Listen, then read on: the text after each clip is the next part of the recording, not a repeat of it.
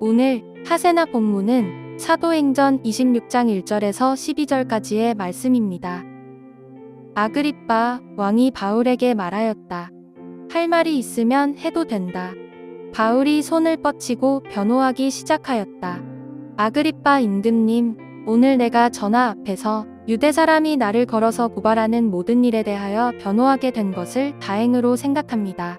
그것은 특히 임금님께서 유대 사람의 풍속과 쟁점들을 모두 잘 알고 계시기 때문입니다. 아무쪼록 내 말을 끝까지 참으시고 들어주시기 바랍니다. 내가 젊었을 때부터 살아온 삶을 모든 유대 사람이 알고 있습니다. 곧 그들은 내가 내 동족 가운데서 그리고 예루살렘에서 처음부터 어떻게 살았는지를 알고 있습니다.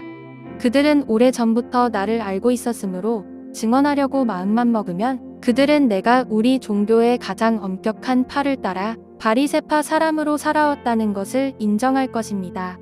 지금 나는 하나님께서 우리 조상들에게 주신 약속에 소망을 두고 있기 때문에 여기에 서서 재판을 받고 있습니다. 우리 12지파는 밤낮으로 열심히 하나님을 섬기면서 그 약속이 이루어지기를 바라고 있습니다. 전하, 나는 바로 이 소망 때문에 유대 사람에게 고발을 당한 것입니다. 여러분은 어찌하여 하나님께서 죽은 사람들을 살리신다는 것을 믿을 수 없는 일로 여기십니까? 사실 나도 한때는 나사렛 예수의 이름을 반대하는데 할 수 있는 온갖 일을 다 해야 한다고 생각하였습니다. 그래서 나는 그런 일을 예루살렘에서 하였습니다. 나는 대제사장들에게서 권한을 받아 가지고 많은 성도를 옥에 가두었고 그들이 죽임을 당할 때에 그 일에 찬동하였습니다. 그리고 회당마다 찾아가서 여러 번 그들을 형벌하면서 강제로 신앙을 부인하게 하려고 하였습니다. 나는 그들에 대한 분노가 극도에 다다랐으므로 심지어 외국의 여러 도시에까지 박해에 손을 뻗쳤습니다. 한 번은 내가 이런 일로 대제사장들에게서 권한과 위임을 받아 가지고 다마스쿠스로 가고 있었습니다. 어제도 설명했지만 아그리빠는 유대인의 종교 문제에 대한 전문가라고 평판이 나 있는 자였으며 그는 유대인 사회에서 막대한 영향력을 발휘했는데 이는 당시 황제였던 글라우디오가 아그리빠에게 성전을 돌보는 일과 대제사장을 임명하는 일을 맡겼기 때문입니다. 3절을 보면 아그리빠는 유대 사람의 풍속과 쟁점들을 모두 잘 알고 있는 사람이다 라고 설명이 되어지는데 바울은 이런 사람과 함께 대화를 나눌 수 있는 것을 하나의 기회라고 생각했습니다. 바로 이런 이유에서 비록 그는 이미 로마의 황제에게 상소를 올린 사람으로 황제가 아닌 다른 사람 앞에서 자신을 변호할 필요도 없는 상황이었지만 할 말이 있으면 해도 된다 라는 아그리빠의 제안에 그는 손을 들어 왕을 향한 자신의 경의를 표시한 후 자신의 이야기를 꺼내기 시작한 것입니다. 세상 사람들은 위엄을 갖춘 이 자리를 법정적인 의미에서만 바라보며 해석했을 테지만 바울은 오히려 이 자리를 다행스럽고 기쁘게 여겼던 이유는 자신의 목숨을 부지할 수 있는 기회가 주어져서가 아닌 바로 복음에 대한 변호, 그리고 그 복음에 따라 치열하게 살았던 자신의 삶에 대한 변호가 비로소 가능했었기 때문입니다. 바로 이런 상황 속에서 바울은 무엇보다 먼저 그가 바리새인으로서 양육받은 것에 대해 언급합니다. 그가 사울 시절 랍비 가말리엘의 문화에 있을 때부터 어떤 삶을 살아왔으며 얼마나 엄격하게 바리새파 사람으로서 율법을 지키며 살아왔는지 여전히 많은 사람이 기억하고 있을 것임을 많은 사람 앞에서 확신합니다. 바로 이런 맥락 속에서 바울이 던지는 질문이 있는데 바로 어떤 이유에서 유대인들이 자신을 기소하는지에 대한 질문입니다. 유대인들이 그토록 존경하는 바리새인들조차 죽은 자의 부활을 믿었으며 이스라엘은 아브라함과 모세 때부터 이르러 소망이라는 개념을 부활이라는 개념 안에서 이해하는 것임을 가르쳐 왔습니다. 그런데 어찌하여 이 부활의 소망을 선포했다는 이유로 자신이 고소를 당하는 것이며 그것도 이미 이 사실을 모르는 것이 아닌 너무나도 잘 알고 있으며 심지어는 어릴 적부터 배워왔을 유대인들이 자신을 핍박하고 박해하는 것인지에 대한 심각한 질문을 바울은 오늘 던지고 있는 것입니다.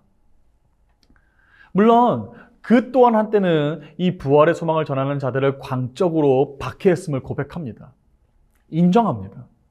그냥 미워하고 반대하는 것을 떠나 조직적으로 그들을 박해하고 고문하고 죽여왔음을 인정합니다.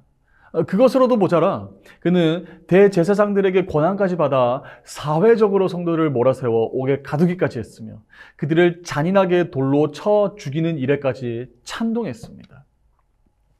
11절을 보면 바울은 그런 성도들을 형벌하면서까지 강제로 신앙을 부인하게 만들었는데 이는 그들이 끝까지 신앙을 지켜서 죽음을 맞이하게 된다면 순교자가 되어 그 성도들 사이에서 더욱 미화가 될 수 있었기 때문에 이런 상황을 방지하기 위해 그들은 강제로 그들의 신앙을 부인하게 만들었다라는 것입니다.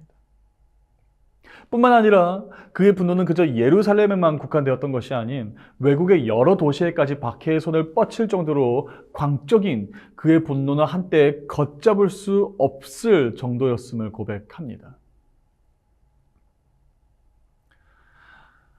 우리는 오늘 비록 12절까지의 말씀만 보게 되지만 바리새인이었던 바울은 자신의 성장 배경에 대한 검증과 왜 이토록 유대인들이 격분하는지에 대한 공감으로 자신의 이야기를 아그리파 앞에서 시작하고 있음을 보게 됩니다.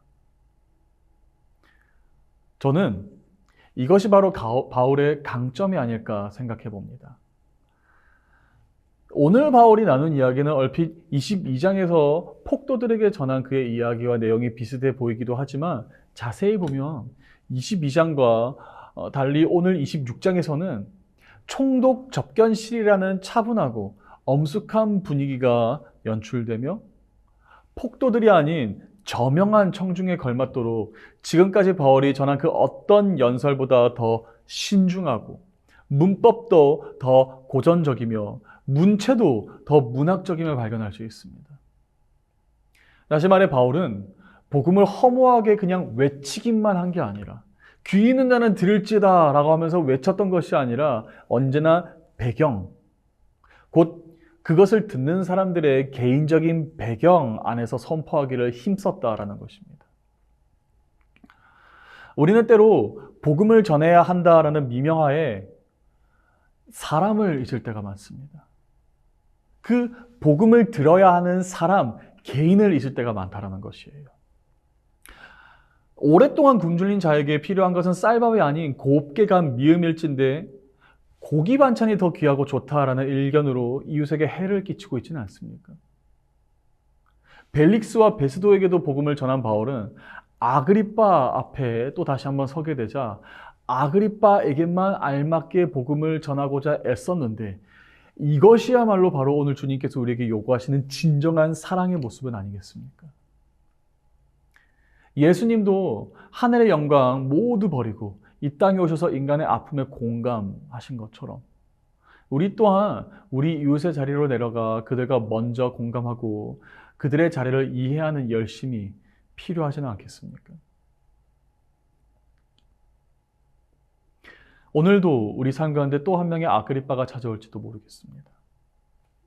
만약 정말 그렇다면 축복하기로는 그에게 베스도에게 이야기할 때와 같이 대화하는 것이 아닌 그의 눈높이에 맞춰 마치 주님께서 우리와 함께 말씀을 나누어 주시듯 그의 상황을 이해하고 공감하는 마음으로 사랑의 복음을, 예수의 복음을 나누실 수 있는 여러분 되시기를 주님의 이름으로 축복합니다. 오늘은 국회의원 선거가 있는 날입니다. 우리 지역에서 바른 일꾼이 세워지도록 함께 기도해 주시고 투표에 참여해 주세요.